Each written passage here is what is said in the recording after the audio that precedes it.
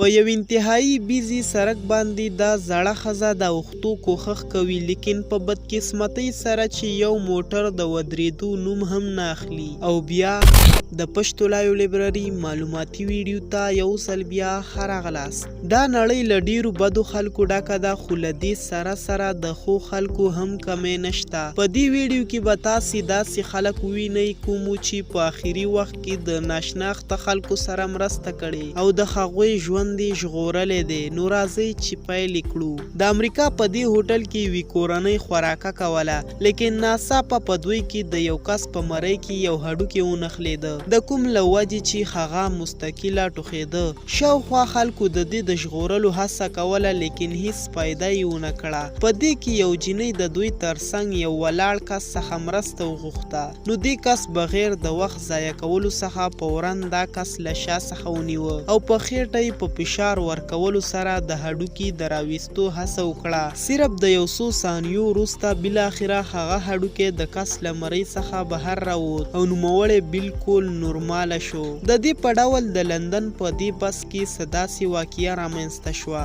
دا بس د خپل منزل په طرف روان و چې ناڅاپه د دې ابي رنګ شرټ اغوستونکي ښځې حالت خراب شو او هغې خپل ځان سنبال نشو کړای او په بس کې راوغورځېده. د دې سره وجود مسافرو د دې د ژغورلو مرسته وکړه، لیکن هیڅ کومه نتیجه یې ورنه کړه، تر دې چې د بس ډرایور د شور په اورېدو سره د هغې ښځې خواته ورغی او فوراً یې CPR پروسیجر شروع کړ. په دې پروسیجر کې په سینه باندې فشار راوړل کیږي چې تر څو د زړه حرکت په فعالېدو شي. دې کس مستقل پروسیجر جاري ساتلی و، لیکن ښځې هیڅ کوم حرکت ونه کړ. په بس کې ناست ټول مسافر پریشانه شول چې شاید دا ښځه بچ نه کړای شي، لیکن د بس ډرایور خپل پروسیجر جاري ساتلی و چې ناڅاپه ښځه په هوش کې راغله او د بس ډرایور واپس خپل ځای ته ستون شو.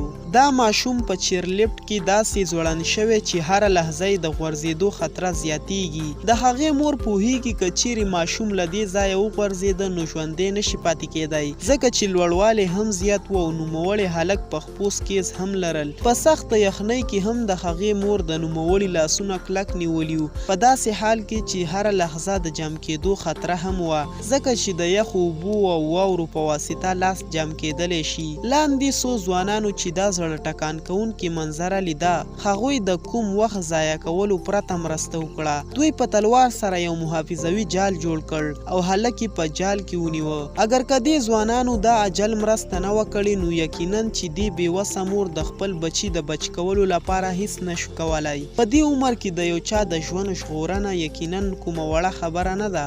ماشوم او د دې مور به ټول عمر هم د دوی دا احسان نه وي هیر کړی. دې ځوان ته د دې خبرې هیڅ اندازه نه وه چې په راتلونکو شیبو کې له دې سره څه کیدونکي دي. دا ځوان هیڅ خبر نه و چې هغه د یوې تیرې تیږې په لور په ډیره تیزۍ سره روان دی، لیکن د لیدونکو خلکو څخه یو کس له لرې انګیرلې وه چې څه کیدونکي دي. هغه په تیزۍ سره راغی او نوموړی په یوې غیږې سره وژغوره. که چیرې یې داسې نه و کړي نو دا د خوشحالۍ شیبې په څو دقیقو کې په غم بدلېدې. شاوخوا ټولو خلکو د دې منظرې په لیدو سره زیات حیرانه شول. دا زړه ښځه د دومره تیز سرعت موټرو سره سره د سړک د تیکولو هڅه کوي. د سړک دواړو خواو څخه موټرې په تیزۍ سره راځي او داسې معلومیږي چې په دې کې کوم یو ضرور دا ښځه د موټر د ټیر لاندې راوستلی شي. د دې زړې ښځې لپاره په خپلو قدمونو قدم وهل هم ستونزمن دي. نو دا خو معلومه ده چې د یو داسې سړک تیکول هم ورته له خطرې خالی نه دي. ټولې موټرې په تیز سرعت سره خپل منزل ته روانې وي او د دې منظر په لیدو سره ډارېدې هم.